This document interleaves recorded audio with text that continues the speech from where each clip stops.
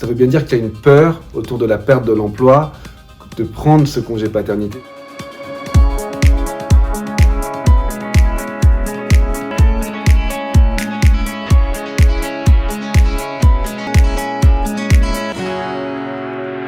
En France, le congé paternité, il est passé à 28 jours et il y a quand même des nouvelles règles du jeu qui peuvent être mises en place. On n'est pas sur les modèles nordiques, mais il y a une évolution et il faut s'interroger sur qu'est-ce qu'on peut faire de ces 28 jours. Ce que j'ai apprécié beaucoup avec la nouvelle loi française, c'est qu'elle est plus flexible qu'avant. À savoir que sur les 28 jours, il y en a 7 qu'on doit poser au début à la naissance de l'enfant et 21 que l'on peut poser quand on veut jusqu'à ce que l'enfant ait 6 mois. Ce que j'ai trouvé intéressant dans mon cas, c'est le fait que j'ai vécu mon congé paternité après celui de ma femme et j'invite pas mal de couples à se poser la question, est-ce qu'il ne vaudrait pas mieux que le père prenne ses 21 jours à la suite ou à la fin du congé maternité pour découvrir la charge mentale, pour s'occuper seul de son enfant, pour gagner en responsabilité, en autonomie. Vraiment, au sein de votre couple, je vous invite à en discuter parce que ça peut vraiment résoudre beaucoup de conflits. Il y a également pour les entreprises beaucoup à réfléchir sur ces 28 jours parce que forcément, on est encore loin d'une égalité avec les mères, mais il y a une évolution positive. Qu'est-ce qu'on peut faire en tant qu'entreprise ? On peut déjà se dire, on offre un mois supplémentaire pour les pères en congés parentaux pour peut-être arriver petit à petit à combler ce que l'État ne fait pas encore. Donc j'invite les entreprises qui veulent promouvoir une culture inclusive de réfléchir à comment mieux accueillir les parents à la naissance d'un enfant. Aujourd'hui, le congé paternité est de 28 jours, donc on est encore dans une inégalité par rapport au congé maternité. Beaucoup d'entreprises proposent des semaines supplémentaires au père, au deuxième parent, peut-être 2, 3, 4, 8 semaines supplémentaires pour essayer d'arriver à un juste équilibre par rapport au congé maternité. Ce sont des pistes qui sont vraiment intéressantes parce qu'elles permettent vraiment de diminuer les discriminations au sein d'une entreprise, mais aussi de positionner son entreprise comme une entreprise moderne, attractive et inclusive.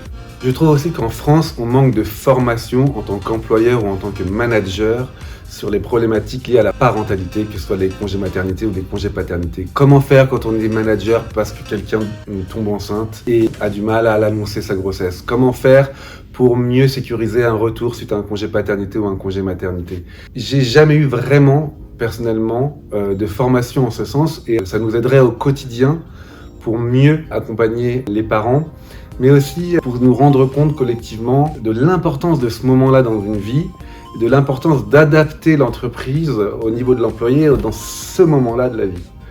Et encore une fois, il y a un fort lien entre la performance de l'employé et son bien-être et ces situations-là qui peuvent être parfois très délicates. Il y a 15% des mères qui font une dépression postpartum. Il y a beaucoup de pères qui ont peur de perdre le dynamisme de leur carrière parce qu'ils prendraient un congé paternité. C'est très important d'être dans la discussion et les ressources humaines ont un rôle clé à jouer. Et encore une fois, la discussion, l'échange sur ces thématiques-là devrait faire partie de n'importe quel échange annuel ou biannuel avec l'employé.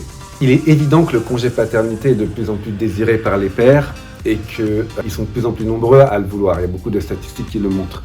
Il y en a une qui est assez dérangeante. C'est celle qui dit que 80% des pères en CDI prennent leur congé paternité aujourd'hui, alors que seulement 50% des pères en CDD le prennent.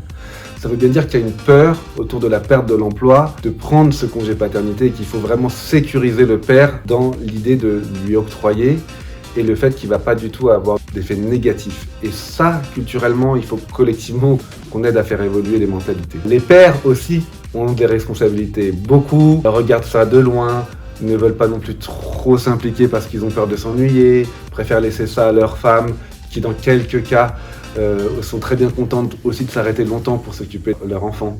Je pense que là aussi, c'est très important au sein du couple d'en discuter et au père de prendre sa place, d'oser dire peut-être que toi tu veux t'arrêter longtemps, peut-être que tu veux prendre un long congé parental, mais moi aussi j'ai le droit d'essayer, moi aussi j'ai envie de prendre un long congé paternité. Enfin, même s'il est mal rémunéré aujourd'hui, le congé parental, 400 € par mois, si financièrement vous pouvez le supporter, interrogez-vous parce que ça reste 400 € par mois, ça reste des moments uniques que vous allez vivre avec vos enfants.